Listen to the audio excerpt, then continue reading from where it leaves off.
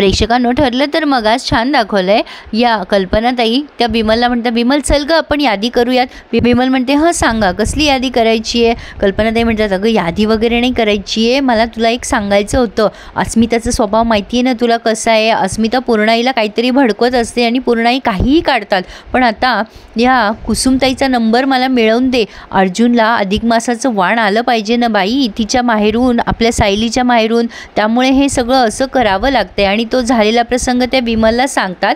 विमल म्हणते तुम्ही काळजी करू नका, मी सायलीताईकडनं घेते कुसुमताईचा नंबर। आणि या दोघींचं आता काहीतरी ठरलंय की त्या कुसुमला फोन करूयात आणि सांगूयात की बाई अर्जुनसाठी वाण आण म्हणून।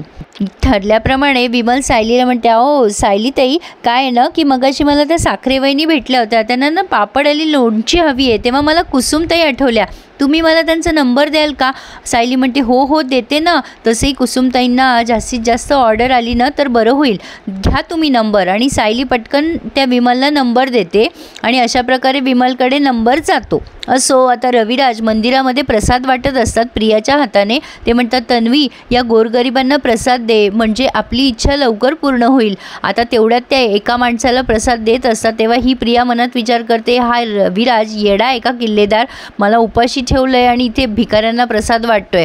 आता त्यातला एक माणूस म्हणतो की दादा तुम्ही जे मागितलंय, जे तुमचं हरवलंय ते तुम्हाला लवकरच परत मिळेल। खरं तर हे खूप ओव्हर वाटलं, जणू काही त्या माणसाच्या तोंडून कोणीतरी वदवून घेतलं असं फील झालं मला। पण रविराज म्हणतात तन्वी माझा शुभ शकुनावर अशुभ शकुनावर विश्वास नाही आहे, पण बघ ना हा किती चांगला संकेत आहे दादा, हे तुम्ही घेऊन जा आणि तुमच्या मुलाबाळासाठीही न्या। तन्वी म्हणते हो ना बाबा, खरंच खूप मोठा शुभ शकुन आहे, पण मनातनं ही जरा घाबरते। थोडक्यात काय, आता लवकरच प्रतिमा आत्या या रविराजांसमोर येणारे असे संकेत आपल्याला मालिकेमधनं मिळत आहे प्रेक्षकांनो। रविराज त्या माणसाचे खूप आभार मानतात की तुम्ही जे काही बोललाय त्यामुळे मला खूप आधार मिळाला आहे। आणि तेवढ्यात पूर्णाईचा फोन आला आहे। रविराज विचार करतात प्रतिमा मिळणार हे संकेत मिळाले आणि तेवढ्यात पूर्णाईचा फोन, हा योगायोगच म्हणावा। पूर्णाई फोन करतात आणि म्हणतात रविराज कसे आहात, घरचे सगळे बरे आहेत ना। रविराज म्हणतात हो सगळं व्यवस्थित आहे पूर्णाई, तुमचा फोन। पूर्णाई म्हणतात रविराज अधिक मास आहे, तुम्हाला वाण द्यायचं होतं त्याकरता मी फोन केला होता, नाही म्हणू नका। आज जर आपली प्रतिमा असती तर तिला किती बरं वाटलं असतं, प्रतिमा इथे असती तर तुम्ही मला नाही म्हणाला होतात ना। आणि असा विचार करा जर प्रतिमा असती आणि तिला असं कळलं असतं आपले संबंध बिघडलेत तर तिला किती वाईट वाटेल। ती जर परत आली तर तिला आपले चांगले संबंध बघून चांगलंच वाटेल ना, आपल्या दोन्ही घरामध्ये चांगलं सुरू आहे हे बघून प्रतिमाला किती आनंद होईल, असा विचार करा रविराज आणि मग या। आता रविराज काका मनात विचार करताय की ह्यांना सांगू का, प्रतिमाबद्दल चांगले संकेत मला मिळाले, त्या माणसाने मला जे काही बोललंय ते त्यांना सांगायला हवा, त्यांचा अधिकार आहे। आता ते काही बोलणार तेवढ्यात पूर्णाई म्हणतात ठीक आहे रविराज, तुमची इच्छा नसेल तर मी तुम्हाला आग्रह नाही करणार। तेव्हा रविराज म्हणतात नाही पूर्णाई मी यायला तयार आहे। पूर्णाई खूप खुश होतात आणि म्हणतात खरंच रविराज तुम्ही लवकर या, मी तुमची वाट बघतीये। आणि पूर्णाईच्या चेहऱ्यावरचा आनंद अरे बापरे ओसंडून वाहतोय की त्यांचा जावई घरी येणार आहे पूजेला। पण इकडे ऑफिसमध्ये काम करत असताना या अर्जुनने सायलीचं कॅलेंडर ऑफिसमध्ये नेलंय आणि ते मार्क केलेल्या तारखा दुसऱ्या कॅलेंडरवर मार्क करतोय। चैतन्य विचारतो हे काय करतोयस तू। अर्जुन त्याला सांगतो की मी आणि सायलीने ठरवलंय की जे काही डेट्स आता गेल्या आहेत त्या व्यवस्थित मार्क करायच्या आणि राहिलेल्या डेट्सवरती काम करत राहायचं, म्हणजे लवकरात लवकर हे सगळे कामं पूर्ण करायचे, जे सायली काल बोलत होती तेच। चैतन्य म्हणतो अर्जुन तुला असं खरंच वाटतं का की एका वर्षामध्ये मधुभाऊ सुटून जातील। नाही म्हणजे मागच्या वेळेला तू मला बोलता बोलता काहीतरी थातूरमातूर कारण दिलं होतंस की कदाचित मधुभाऊ 1 वर्षात सुटतील किंवा 3 वर्ष किंवा 2 वर्षही लागू शकतात। नाही केसेसमध्ये असा काही ठराविक वेळ नसतो, तुला तर जास्ती माहिती आहे। 1 वर्षात जर मधुभाऊ नाही सुटले तर तुम्ही दोघं काय कराल। आता हा अर्जुन म्हणतो तुझं म्हणणं बरोबर आहे, असं काही झालं तर मग मी कॉन्ट्रॅक्ट रिन्यू करून घेईल सायलीकडनं, म्हणजे 6 महिने किंवा आणखीन 1 वर्षासाठी। चैतन्य म्हणतो चल काहीतरी, सायली 1 वर्ष तुला झेलू शकणार नाही, ती कशी काय तयार होईल। अर्जुन म्हणतो ठीक आहे त्यांची इच्छा नसेल तर मी रद्द करेल, हे सगळं त्यांच्या इच्छेवर डिपेंड आहे, हे सायलीच्या इच्छेवर अवलंबून आहे। तिची इच्छा असेल तरच मी हा केस हे कॉन्ट्रॅक्ट मॅरेज रिन्यू करेल, नाही तर नाही करणार। तर इकडे कल्पनाताईने कुसुमताईंना फोन केलाय। कुसुमताईंना असं वाटतं की कोणाचा नंबर आहे म्हणून म्हणून ते फोन उचलतात आणि कल्पनाताईचा आवाज ऐकून जरा घाबरतात. त्यांना वाटतं तिकडे सगळं ठीक असेल ना. त्या जरा वेळ शांत बसतात. कल्पनाताई म्हणतात, हॅलो कुसुमताई आहात ना? कुसुम म्हणते, हो हो आहे ना. काय झालं, तुमचा अचानक फोन आला, सगळं बरं आहे ना, ठीक आहे ना तुमच्या घरी? कल्पनाताई म्हणतात, हो सगळं व्यवस्थित आहे. काय आहे ना, अधिक मास सुरू आहे, जावयाला वाण देण्याची रीत आहे आमच्या घरी.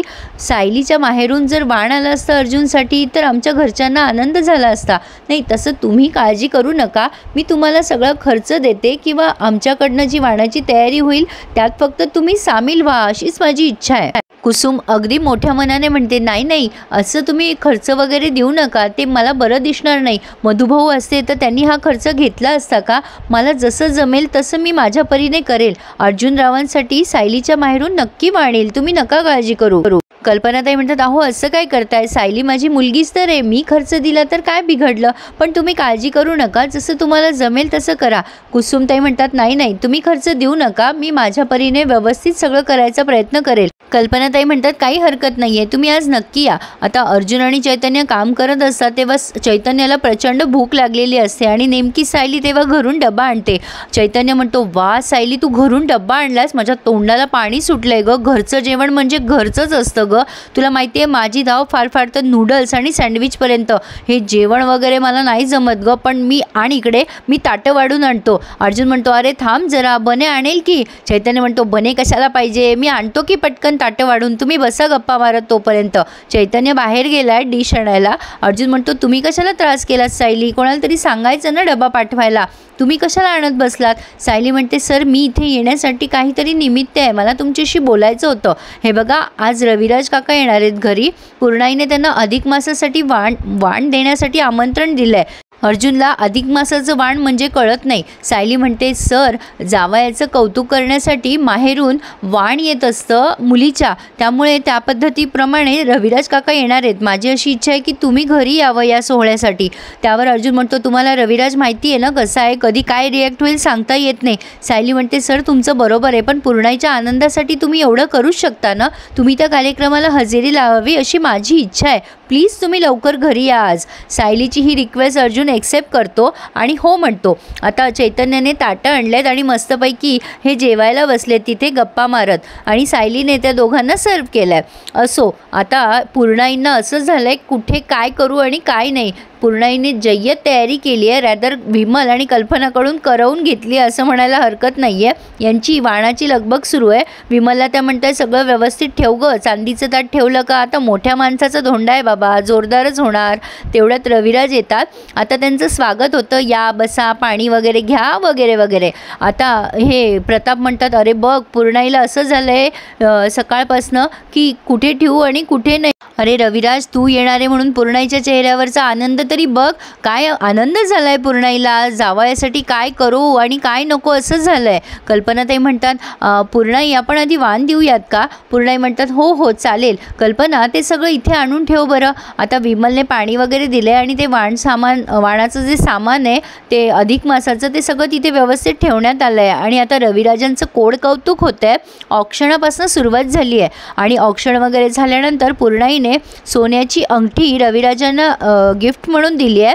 त्या म्हणतात, प्रतापच्या बाबांनी हे तुमच्यासाठी ठेवलं होतं, तुम्ही हे स्वीकारावं अशी माझी इच्छा आहे. मी माझ्या परीने आतापर्यंत सगळं करतच आले, पण ही भेटही तुम्ही स्वीकारावी अशी माझी मनापासून इच्छा आहे रविराज. आता रविराज ही वस्तू स्वीकारणार की नाही हे आपल्याला उद्या कळेल. इथे त्यांनी हा रिव्ह्यू पूर्ण केला आहे. पुढे आपण बघतोय कुसुमताई आल्यामुळे रविराज म्हणताय की ह्या कार्यक्रमामध्ये माझा व्यत्यय नको, पूर्णाई मी येतो. पण आता अर्जुनला खोचक बोलायची सवयच आहे, आपल्याला तर माहितीच आहे. अर्जुन रविराजला टॉन्ट मारतो की माझा कार्यक्रम होतोय त्यामध्ये रविराजला काय प्रॉब्लेम आहे, त्याने इथे थांबावं ना, निघून का जातोय तो. आता हा टोमणा ऐकल्यावर ऑब्व्हियसली रविराज काकांना राग येणारच. जिथे त्यांच्या मुलीला अर्जुनला द्यायचं होतं तिथे सायली बायको झाली म्हटल्यावर हा टोमणा त्यांच्या वर्मी लागणारच. त्यामुळे ते तन्वीला म्हणताय, तन्वी आत्ताच्या आत्ता आपण निघतोय. आणि पूर्णाईला म्हणताय, पूर्णाई दरवेळेला मी इथे आलो की काही ना काही माझा अपमान होतोच. आता हे सगळं ते बोलल्यामुळे पूर्णाई किती हर्ट हर्ट झाले असतील हे तुम्ही इमॅजिन करूच शकता। त्यामुळे आता हे रविराज तिथून निघायला लागतात आणि पूर्णाई ते गेल्यानंतर सायलीला आणि कुसुमला वाटेल तसे टोमणे मारणारच, हे आपण अपेक्षितच करतोय, पण अर्जुनला असा टोमणा मारायची गरज नव्हती। असो, तुम्हाला हा रिव्ह्यू कसा वाटला आम्हाला नक्की कळवा आणि प्लीज चॅनलला सबस्क्राईब करायला विसरू नका। स्वातंत्र्य दिनाच्या तुम्हा सर्वांना खूप खूप शुभेच्छा। Subscribe my channel and enjoy my review. धन्यवाद।